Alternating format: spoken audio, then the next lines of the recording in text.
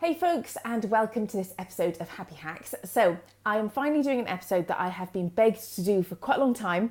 So apologies it's taken so long, but it's just an episode about how I meditate and exactly what I do. I'll give you a little bit of a background of the different things that I've tried, because lots of you guys obviously hear me extolling the virtues of meditation and the amazing effects it's had in my life with, I've naturally just lost my fear of spiders, which was really debilitating, like a total phobia. Lost my fear of the dentist. It hasn't sort of solved all fears, but some things that have really kind of held on tight for a long time and been very debilitating have just gone, and it just appears to be a consequence of the meditating. That's all I can put my finger on. And it's the fact that quite often when I was in my old studio, we used to get a lot of big spiders. I found that after I started learning to meditate, I could then see them in the studio and they wouldn't bother me. And then this one time I actually decided, right, I'm going to meditate right now. Sorry, I hadn't seen the spider at that point. I got into my studio, I decided to meditate, and I opened my eyes and I saw a massive one. And that was the first time where I had no reaction whatsoever, and I was able to paint with it right there, just sort of in my eye line as I was painting as well. And so that's kind of why I've put it down to, well, I haven't done anything else to change things. I think it's the meditating. There are also so many other reasons why I'm really glad that I finally listened to my physio, who told me a year before I started meditating that I had to do meditation.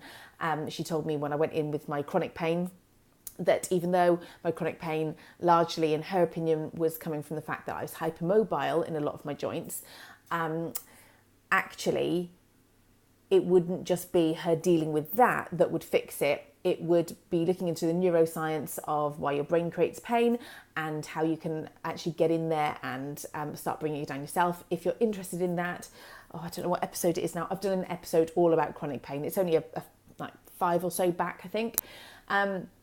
And the third thing she said that would fix the chronic pain was meditating. So it did take me a year to finally go, all right, I think I spent a whole year, and you might be doing this yourself, where you've heard people talk about how good meditating is. And you might, like me, have a sort of, I don't know, I had preconceived ideas of the kind of people that meditated. Just being really honest and vulnerable now. But yeah, I just kind of thought it was for sort of hippies, whatever hippies are, and that I was not interested in doing anything that sounded really, really uncomfortable. And it is not uncomfortable at all the way that I do it. I don't know if there's rights and wrongs in meditation, whether I'm doing it wrong, but I have such incredible effects in my life as a result of the way that I do it, and the way I do it is very gentle and lovely and relaxing. No pain involved at all. Then it can't be wrong, can it? Where was I? So,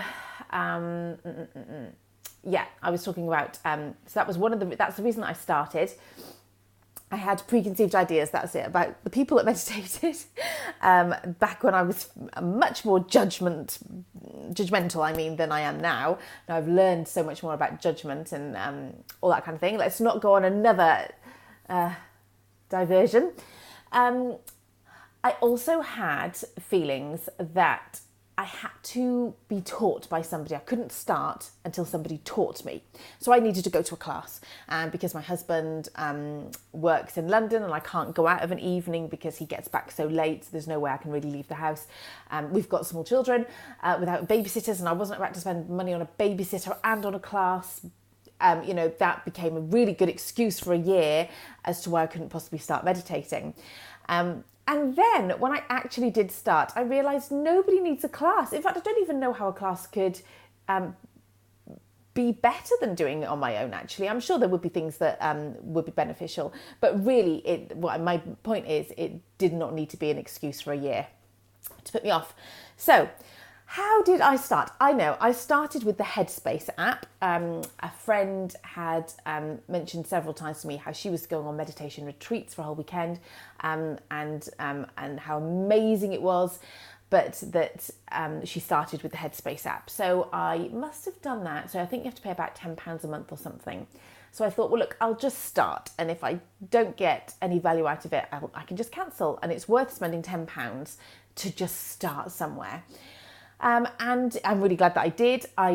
There's loads of different programs when you go into it. And I did the, I don't know, I think it's like called a basic pack or something. And then I think I did the next pack above it. And then I found one for chronic pain and I did the first level of that. And by the time I did those, I kind of felt like, well, at that point, I felt like I didn't really need the app anymore because it's very much, and this is, oh, sorry, my cat is scrabbling. What are you doing? I think he's trying to make the IKEA flat pack furniture for me. Go for it, Pank. Because I can't imagine what on earth else that noise could be. Anyway, sorry, I do get distracted. What was I saying? Headspace. Yes, I got to the point with Headspace where I don't know what it's like now, but I used to feel like it was very much always telling me what to do. And I just wanted an opportunity for absolute quiet to try and do what I perceived at the time to be the proper way, which was absolute silence, nobody talking to me. And it was around that time that I also heard of I'm going to say this wrong, I should have looked it up before I started, transcendental or dental, I think, meditation, TM, because I just found that I was just seeing celebrities left, right and centre who are really, really successful talking about how they've been doing TM meditation for like 20, 30, 40 years. The first person I heard talk about it was Jerry Seinfeld and how he's done it for 40 years, I think it was.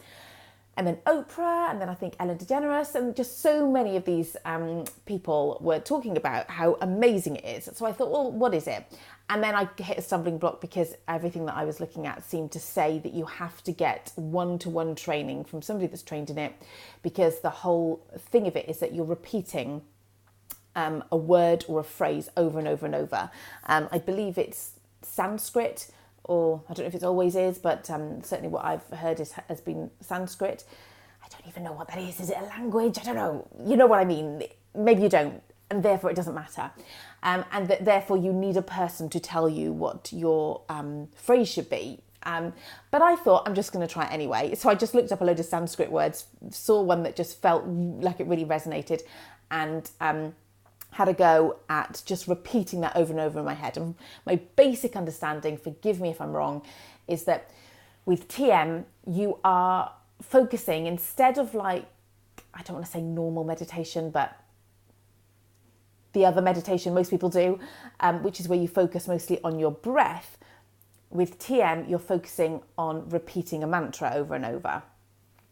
And with that, eventually the mantra falls away and you are just in a space of not thinking, which is the whole point. You're trying to get to a point where you're in not thinking at all, you're not having thoughts.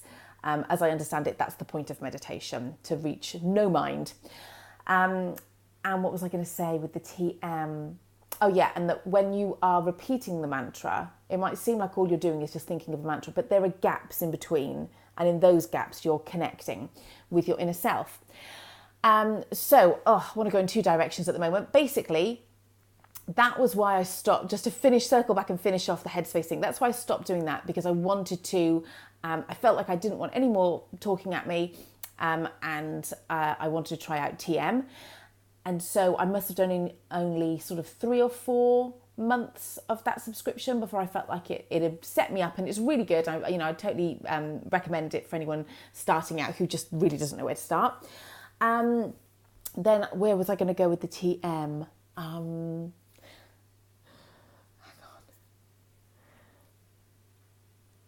See, if I could pause this and go back, I would. But then I'd have loads and loads of little videos and I'd have to thread them all together, and no one's got time for that. So can I get it back? Yes, the whole point of meditation. You know how I was just talking about how you connect with yourself. The whole point is to have no mind, no thoughts, and connect with your inner self. That is something that I didn't know came from meditation, and yet it has been the most powerful thing that has resulted from me meditating. I didn't know previously to this that, I certainly didn't know in a kind of, what's the way of explaining it? Okay, maybe I can explain it in the other way. I knew we had an inner self in the fact that I always felt like I had a soul and that like I'm in here somewhere. However, I didn't understand it as a concept. I didn't consciously, I think I unconsciously knew it, I didn't consciously know it. That's what I'm trying to say.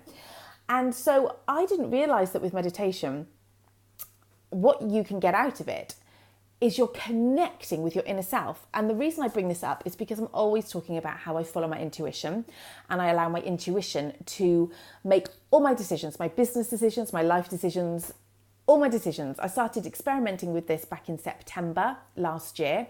So I've been doing it for something like 6 or 7 months now. And that was on the back of listening a lot to Jess Lively podcasts and reading Michael A. Singer books, The Surrender Experiment, and I'm going to forget what the other one's called. The Untethered Soul. Brilliant book. Start with that one. That's the first one anyway. And that made me think, oh my goodness, whenever I do make my decisions based on my gut feeling, it never lets me down. So why don't I just try and apply it to everything as an experiment and just see what happens?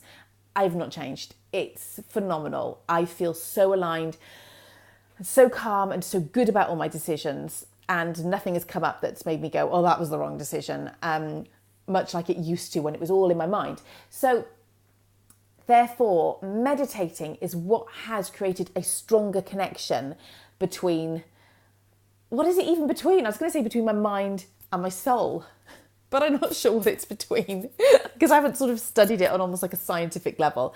But it's just that connection with myself of knowing what's right for me. That has come from having a meditation practice. And as lots of you are asking me to do some kind of something to teach you about how I follow my intuition, I thought I should bring that up and just link it all in now so that you know that that meditation is a big part of the intuition thing. So I then did the TM thing, like I've told you, tried that on my own. Then what did I do?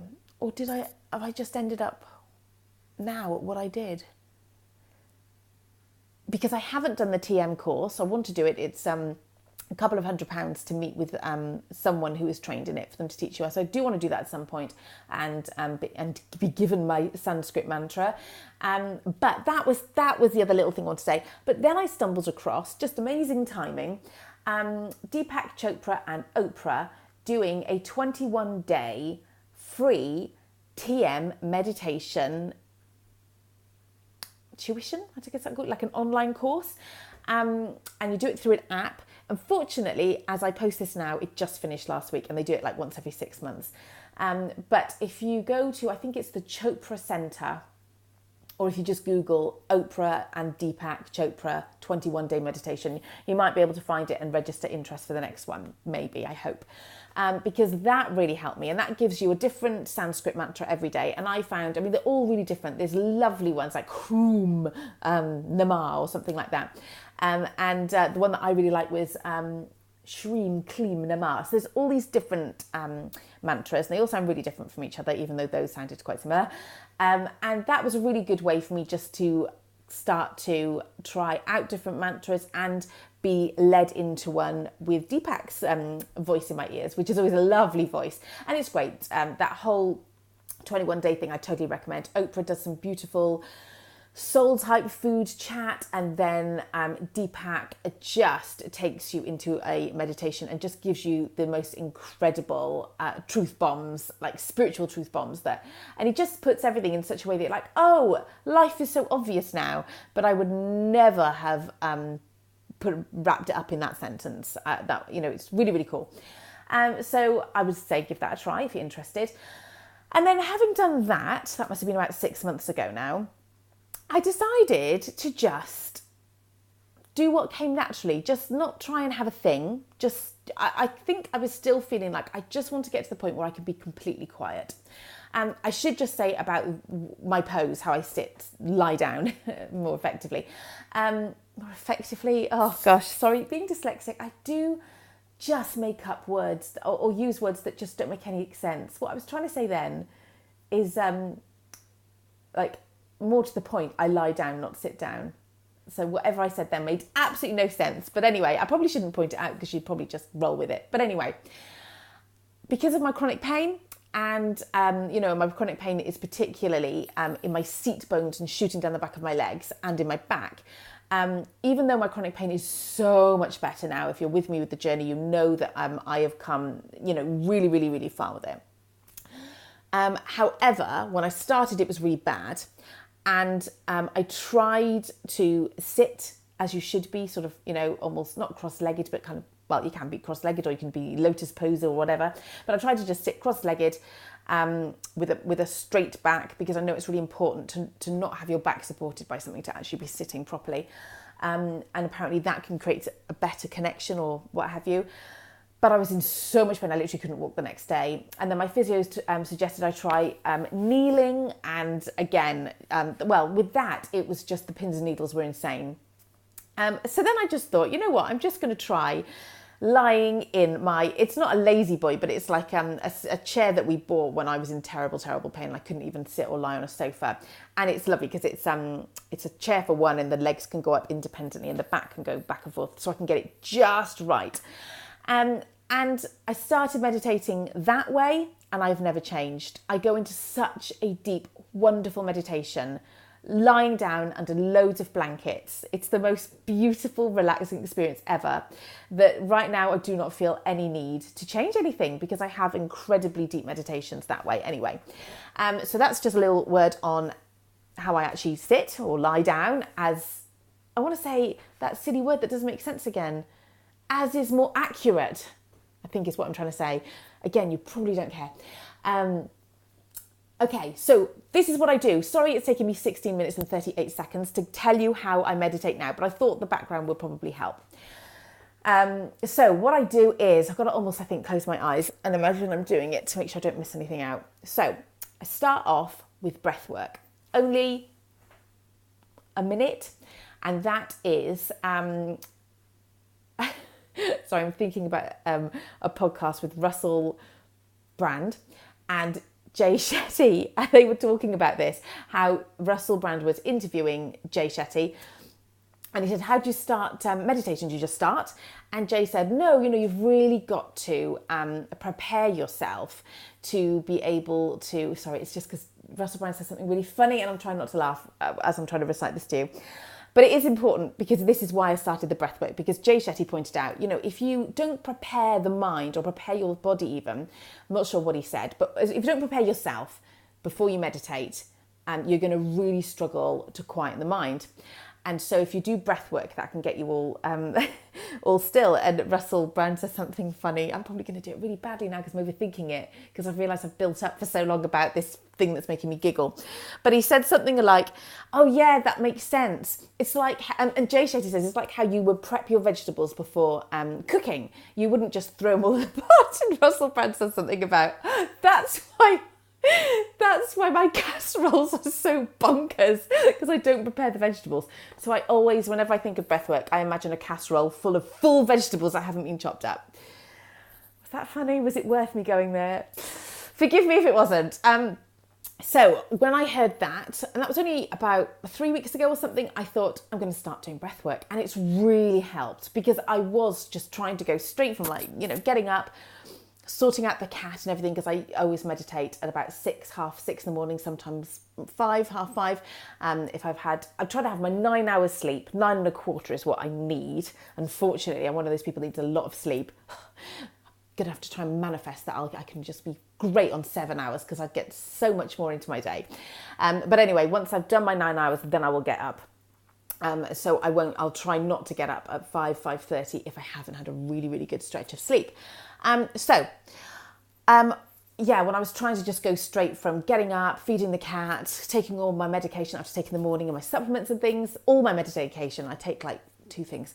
But I do take a few supplements and gut things, which are really good for the widespread inflammation that I have for treating my autoimmune disease. Don't know why I had to tell you all of that. It's probably not relevant. Once I've done all of that, I would just sit down or lie down, get my blankets and everything, and try and meditate. And it would work sometimes, but maybe 50% of the time I just couldn't get into the right state. And then I heard Jay Shetty say this about breath work, and how, what's it called? Kundalini yoga, Kundalini breathing. I think it was him or Russell, one of them, I think, mentioned how that's related to it, which is still something that I aim to look at. So in fact, I did look at it. Sorry, I did. And that's what I've been doing. I looked at, my friend gave me a link and I can't think of the thing. Maybe I'll put it in the show notes. And I just did a tutorial online. And it literally is just breathing in for 4 seconds, holding that breath for 7 seconds and slowly breathing out for 8 seconds, all through your nose, and ensuring that when you're breathing in, you're breathing into your stomach, because usually when someone says take a 4 count breath in, you'll go all from here, but it's like going all from your stomach. And so doing that, I think Jay Shetty says he does it for about 4 minutes, whereas I get bored after I've done it about 6 times. So I probably do it about 6 times. It's like 1.5 minutes maybe.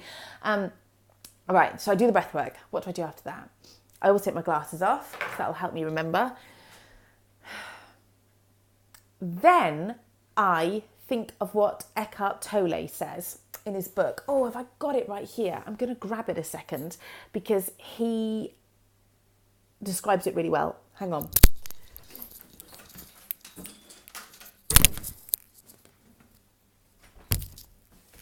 Put the screen back.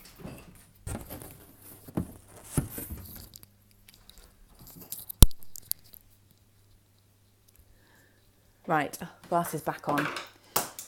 Anyone get the feeling I should have prepared this before? Right, this is what I do on books. I write all over them. Meditation. Is that going to be it? 107. Because he describes what you're trying to do when you meditate really, really well. It's not that bit. Am I even in camera?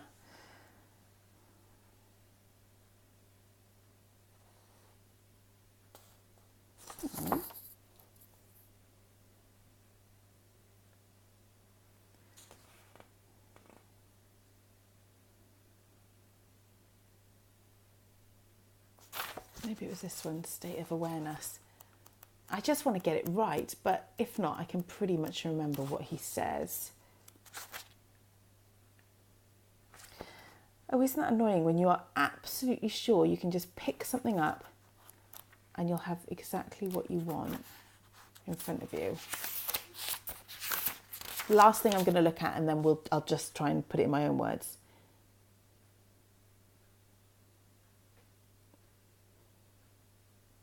Oh, here we go. This is meditation.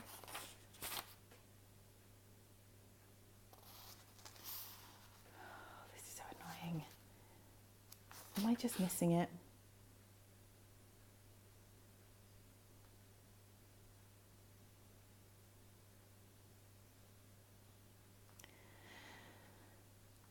So annoying. Okay, what he describes it as is that you want to be in a state of heightened awareness.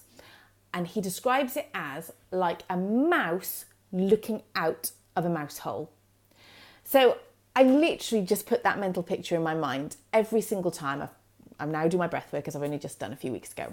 And I start by reminding myself I'm just meant to be like a little mouse looking out of a mouse hole, completely aware, checking out the surroundings, listening for everything, like being in a complete sense of being in presence. And after I've done that, gone through that in my mind, I then remind myself that I am meant to right now just be being the awareness. I'm just meant to be being aware. So that's not thinking, it's not narrating what I'm aware of, it's just being aware. And I think it's Michael A. Singer, it is, in talks in his book about a similar thing. And I think about this as well, if I'm struggling just to get into that state of awareness, that our mind just narrates everything we already know. So when we step outside and it rains, we know it's raining.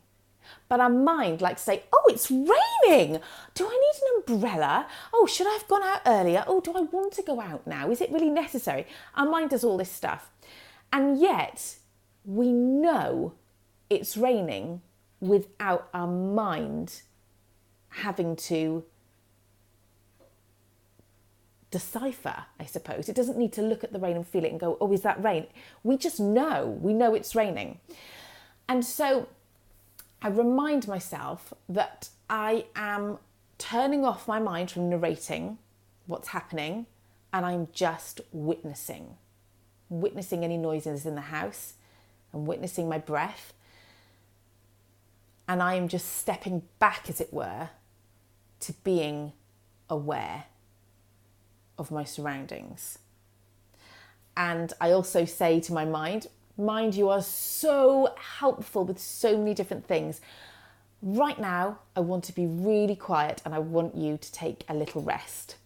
So you'll be really helping me if you could just be quiet for a bit.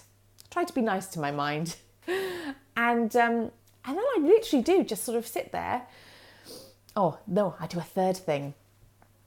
The next thing I do, once I've gone through all that and I've just reminded myself like why I'm here, what I'm doing, I'm just the awareness, I'm just witnessing everything. I'm like the mouse, looking out of the mouse hole, being hyper aware, really in a state of true consciousness and being. And then my attention nearly always just naturally goes to my fingers, my fingertips and my palms. And I always have them try to have them up on top of all my blankets. I must look really interesting when my children walk in and I'm meditating. But as I'm there, I then nearly always, I don't even have to sense it. My awareness is taken there, that I can feel the tingles in my hands. You know how like if you do that and then you wait, you feel that? Well, once I get to a complete and utter state of calmness and connectedness, I just can tune in to that and I can just feel it. And so if I'm not automatically feeling it, I then send my attention there. But most of the time, I just naturally do all that with my thinking, awareness, blah, blah, and then I notice it. And I just focus on that. And now I don't know whether the next bit that happens for me happens for lots of people or just some people. So I'm not telling you this as in say, this is how you meditate. I'm just going to tell you what happens next, because that would be enough. If you can get to a point of not having thoughts and clearing your mind, feeling calm and just being, then you've done it. All you need to do then is every time you do catch yourself thinking, which will happen, from what I understand, the point is never to try to get to a point of never having thoughts, because you will always have thoughts that come in. The point is when you have them to notice them and come back to not thinking again. That's the whole point. Can you catch them and not go off and then half an hour later go, oh, my time's up and I actually was just thinking the entire time and I didn't notice? The point is to build the muscle of awareness that you're having a thought and letting it go, not beating yourself up. Have compassion for yourself. You're learning something new. Always have compassion for yourself, because even though I've been doing it for a year now, I still have thoughts constantly come in. But I just let them go now without getting frustrated by them, because I've realised it's a muscle, and just returning to a sense of being. So if that's all you're doing, fine. That's just reminded me, before I move on to the next two things that happened to me, if you find this, I'm just sharing this because the most annoying thing that happens to me is when I get to that point, I'm like, yes. When I get to the point where I'm not thinking, my mind goes, yeah! Whoa! Oh my gosh! Got a bit excited, I forgot I was attached. And this tripod isn't completely still, annoyingly. It can move. But my mind does go, yes, you're doing it. And then I'm always like, shh, no, I'm thinking, but yay, but now it's gone again. So I don't know if you find that, sorry, I'm just going to get this lined up better. That was really unnecessary with this welly. Okay, so basically I could stop the podcast now because that is all the background, what I do, how I do it. And that's all that's necessary. I'm just going to share the next two things that happened for me just for selfish reasons, because I want to know, does anybody else experience this? And also, I suppose, because if you do experience this, that's really exciting. And let's talk. I'm really interested to hear anybody's interesting experiences. So once I do that, I would say a good 65% of the time, I wish it was more because I love it. I then, between, my hands like on my lap, I then feel what feels like an imaginary glass marble, like something that heavy sitting in my hands, like as big as this. And it's just the most incredible feeling of what feels like resting in my hands is an enormous ball of either magnetism or energy, or maybe that's the same thing. I don't know. And once I get into that zone, it's just pretty easy sailing from then. I have dropped into a proper inner state of being at that point. And not hardly any thoughts come. Some do come, but it's just this beautiful experience. I love it. And then I'd say out of the 65% of the time that happens, then maybe 25% of those moments, I have this wonderful feeling of floating, of not being in my chair, of being somewhere above, or maybe sometimes it goes as far as I'm on the ceiling or I'm going through it and I'm in the sky. And the floating feeling is incredible. It feels it's just the most peace and calm. And it does feel like I've just gone beyond the mind, and it's just wonderful.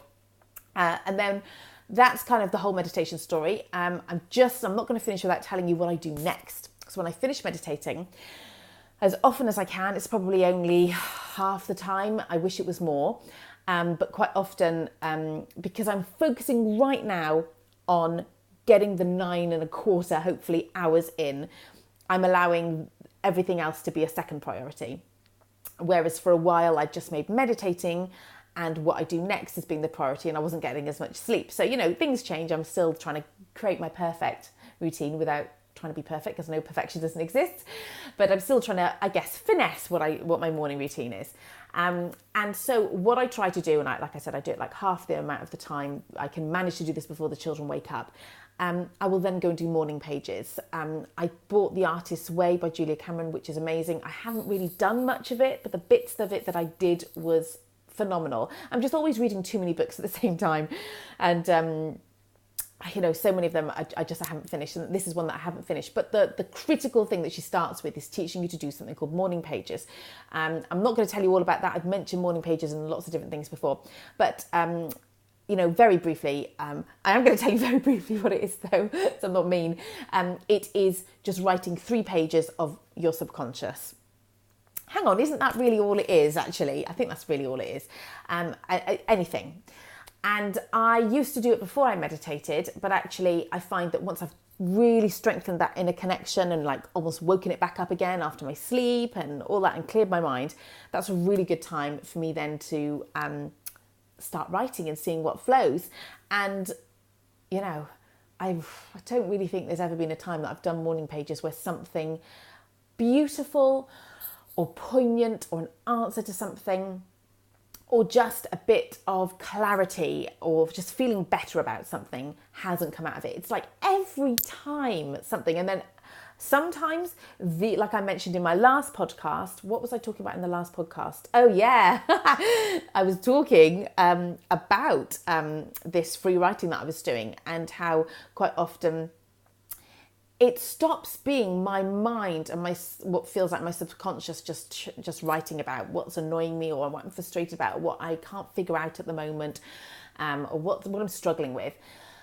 And then it just switches into the most beautiful, poetic advice that I feel like I've never heard before in my life, and I don't feel like it's coming from me. I don't know what that is, and I'm not worried about trying to figure that out. I just allow it because it's beautiful and it's so helpful, and it's just crazy how even something that I've not been thinking about for a while, that's been something I've been trying to figure out for a while, it can just suddenly come up out of nowhere and just fall onto the page. And then another thing that I do after reading the Kipp book, Claim Your Power, he talks about talking with your inner voice, whatever your inner voice is to you, or whatever it is, full stop. I mean, I hear it being talked of, being described. I mean, it's all sorts of things from your inner being.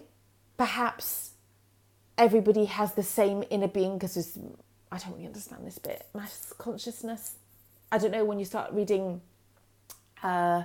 Conversations with God by Neil Donald Walsh, I believe it's in that book, that the concept that we are all just fragments of God. God wanted to know itself, God or higher power, source, energy, whatever you want to call it, wanted to know itself, and so created mankind, and we're all just fragments of that. And so therefore, when we talk into our inner voice, we're just talking to God, but we are all God. Okay, it's getting really woo in here.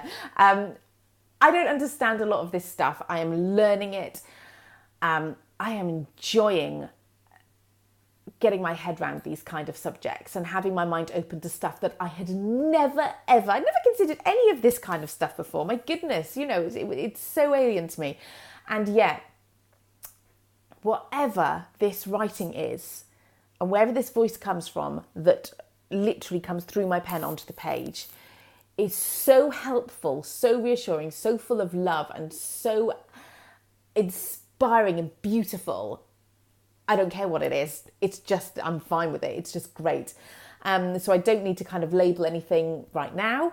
But I did feel like I have to mention that, because I guess it's like I said in the beginning, I didn't go into meditation knowing what it was going to give me. I didn't go into writing morning pages knowing what it was going to give me. But what these two things have given me, and what they give me in conjunction, are things I never ever dreamt of, which just, I can't even describe how helpful it is.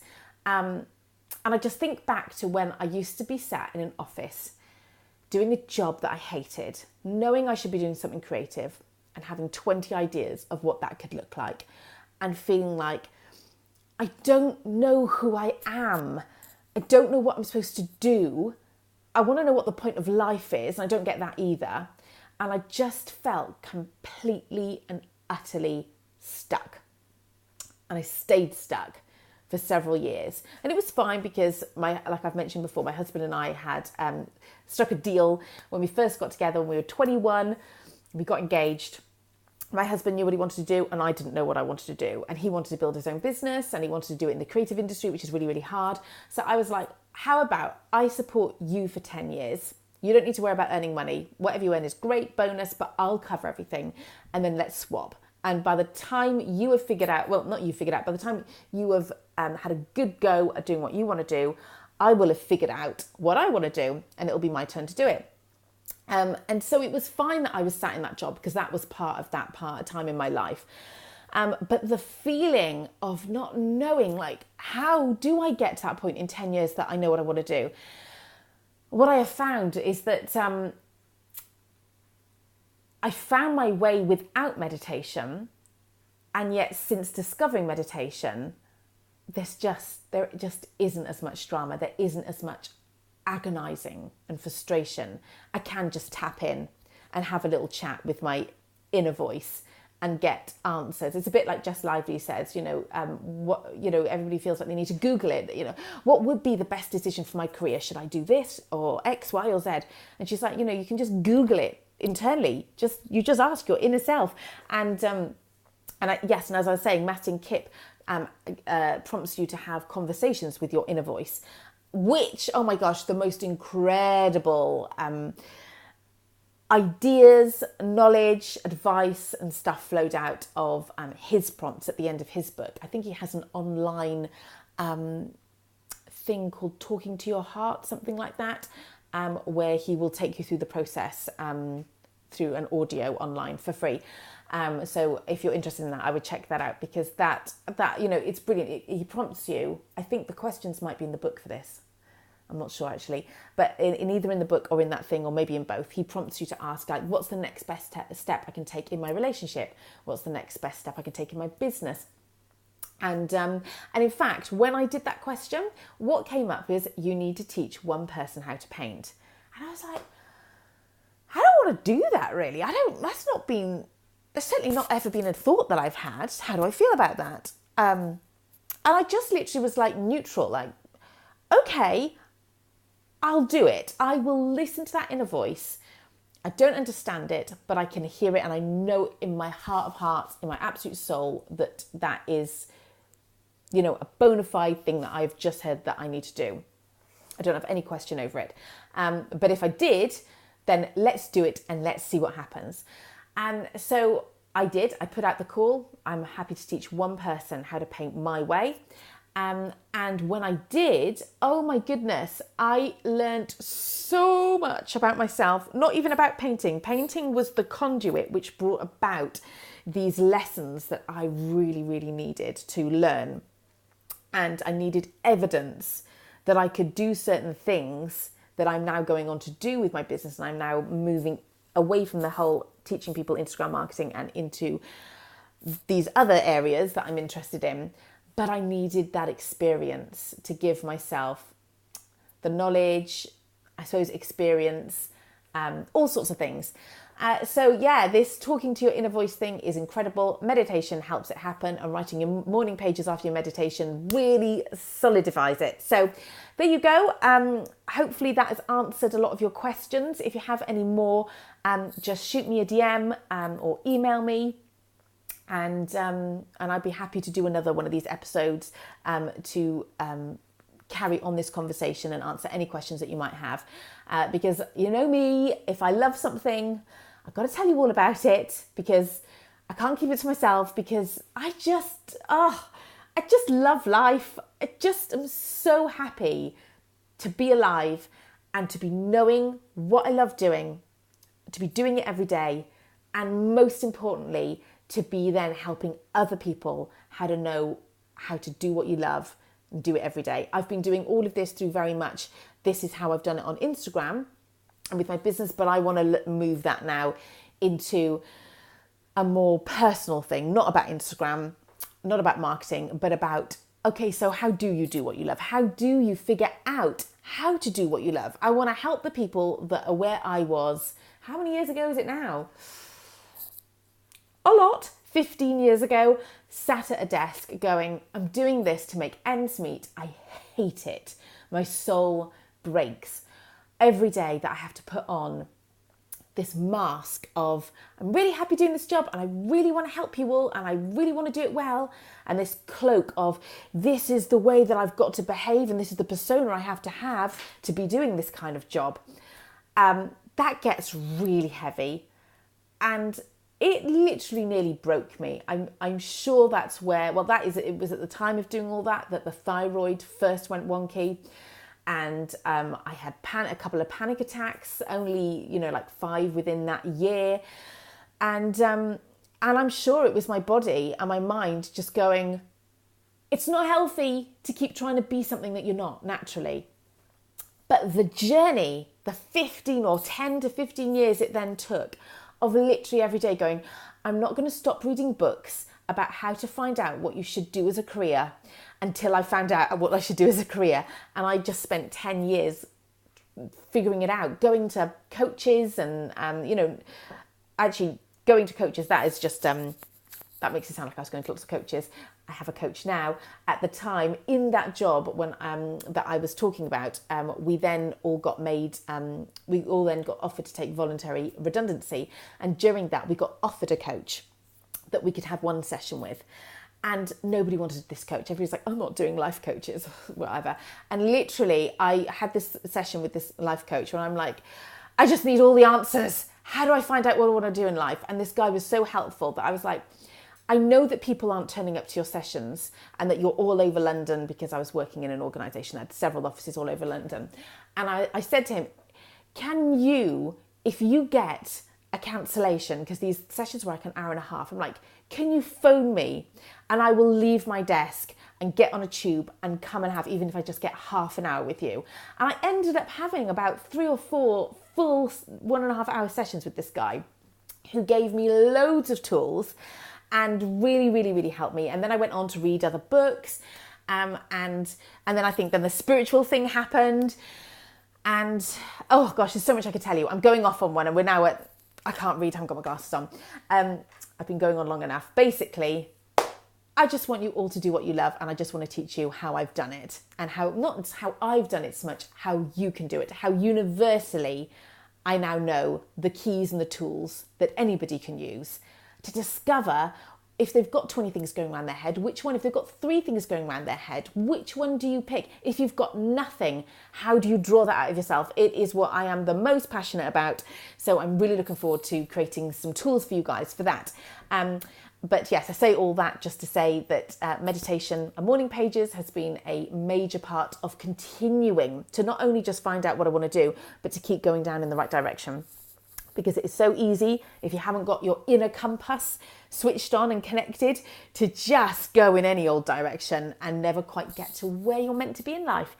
So I hope that helps you. Like I said, let me know if you have any other questions, and we can always do this again.